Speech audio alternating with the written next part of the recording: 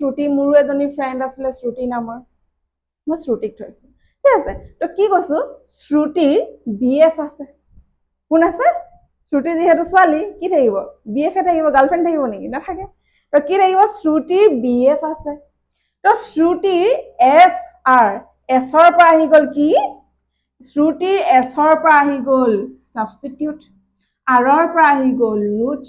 বিৰ পৰা আহি গ'ল বোন এফৰ পৰা আহি গ'ল ফাংচনেল গ্ৰুপ এটা সাবস্টিটিউটছত মই দিছো কি Florin chlorine bromine iodine alkyl group বিলাক দিছো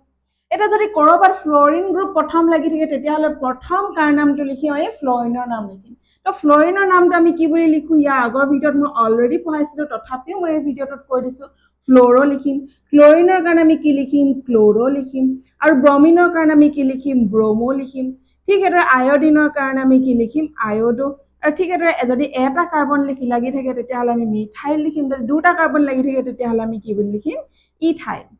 ঠিক এদৰে যদি ওয়াৰ্ডটোত এনেকুৱা ধৰণৰ দীঘল যোনটো চেইন লংগেষ্ট চেইনডাল যদি এটাই কাৰ্বন লাগি থাকে তেতিয়াহলে আমি কি সদায় ইউজ কৰো মিথ যদি দুটা কাৰ্বন লাগি থাকে ইথ তিনটা কাৰ্বন লাগি থাকিলে প্ৰপ চাৰিটা লাগি থাকিলে আমি কি লিখো বিউট